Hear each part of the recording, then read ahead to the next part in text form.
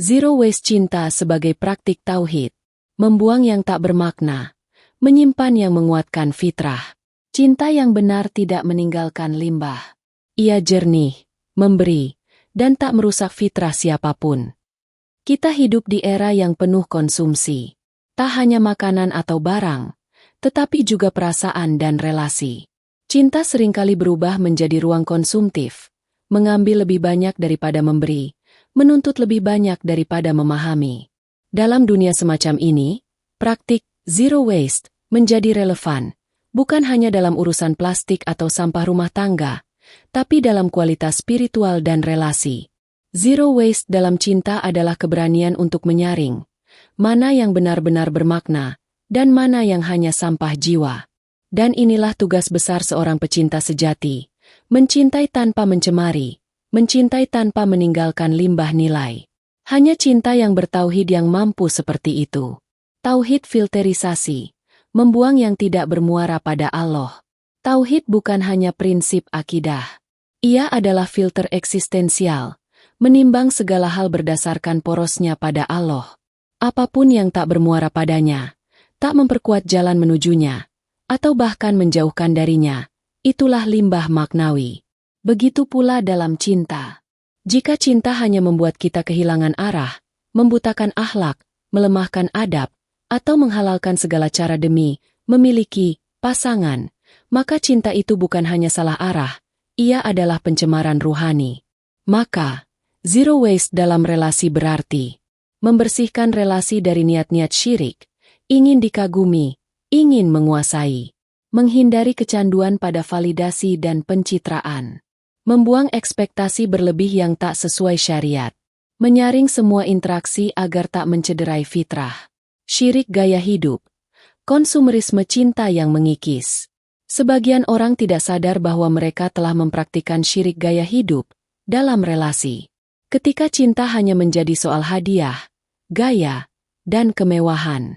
Ketika keinginan, memiliki pasangan, menjadi pusat tujuan hidup.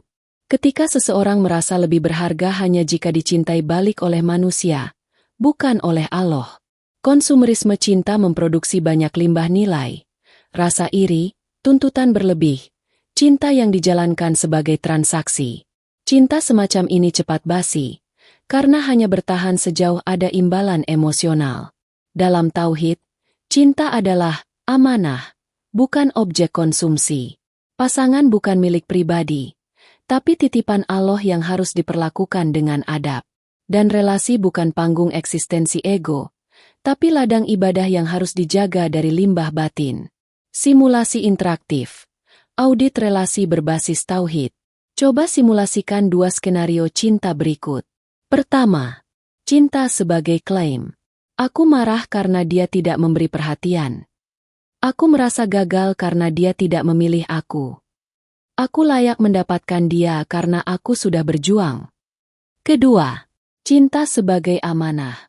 Jika dia jauh, mungkin Allah ingin aku belajar ikhlas.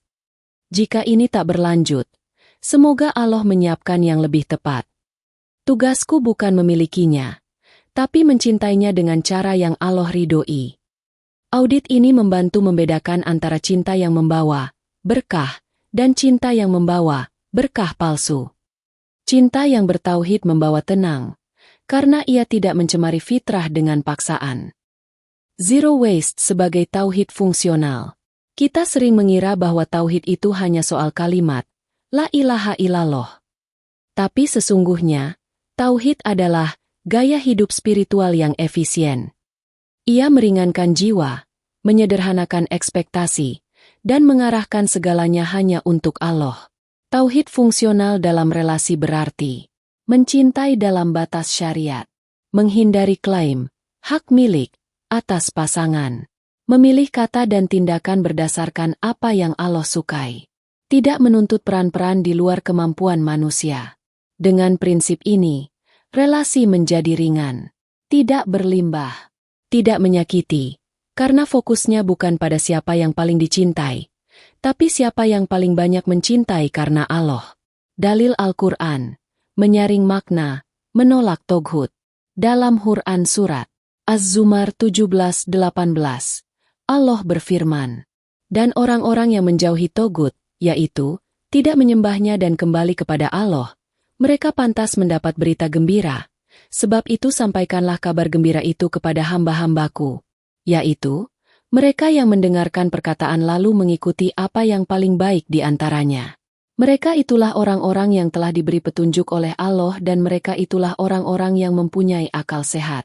Toghut dalam konteks relasi bisa berarti segala bentuk pengkultusan cinta, pasangan, atau ego.